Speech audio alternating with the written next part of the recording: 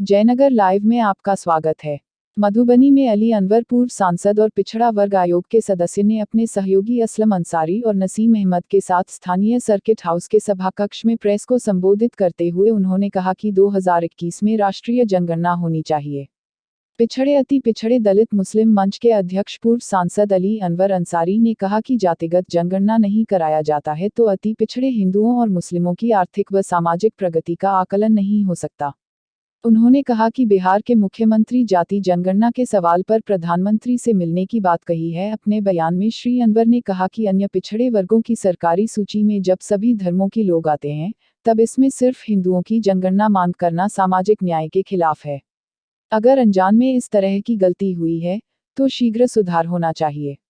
जानबूझकर ऐसा किया गया है, तो यह उचित नहीं है। इस मौके पर श्री अनवर ने कहा कि अगर इस पर ध्यान नहीं देते हैं, तो बहुत बड़ी चूक होगी। उन्होंने कहा कि जब सभी जाति की जनगणना होती है, तो मुस्लिम जाति की जनगणना क्यों नहीं? जब पंछियों के जनगणना जानवरों की जनगणना कर सकते हैं, तो फिर मुसलमानों की जाति जनगणना होनी चाहिए। उसी तरह से पेड़, दरख्त, जानवर, चिड़ियों की भी जनगणना होती है। मांसाहारी, शाकाहारी सभी जानवरों की होती है, चरिंद परिंद सबकी होती है। लेकिन इस देश में जाति जनगणना आजादी के बाद नहीं हुई है। इसको हम 2009 से पार्लियामेंट में उठा रहे, मांग कर रहे हैं। सबसे पहले हमने मांग की, 11 में मांग की कि भाई एक मुसलमान एमपी इस सवाल को उठा रहा, तब लोग जागे हैं और लालू यादव जी, मुलायम सिंह यादव जी, शरद यादव जी और बीजेपी के गोपीनाथ मुंडे साहब सब लोग खड़ा हुए मनमोहन सिंह की सरकार में कि भाई आप जाति जनगणना कराइए।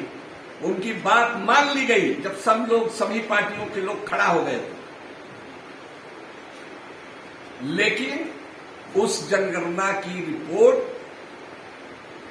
आज तक प्रकाशित नहीं हुई। न यूपीए ने प्रकाशित किया, न बीजेपी आई तो प्रकाशित। अरे भाई क्यों डर रहे हैं?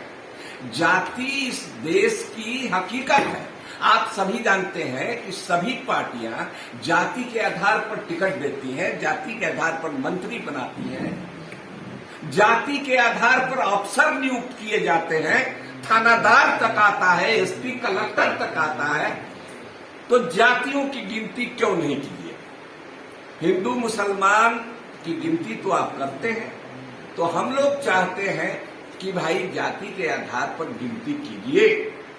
इससे क्या होगा कि पता चलेगा सब जात। हम ये सिर्फ हिंदू और मुसलमान की बात नहीं है, हम कहते हैं कि सबकी गणना होनी चाहिए। बैकवर्ड और फॉरवर्ड की भी बात नहीं है, सबकी गणना होनी चाहिए।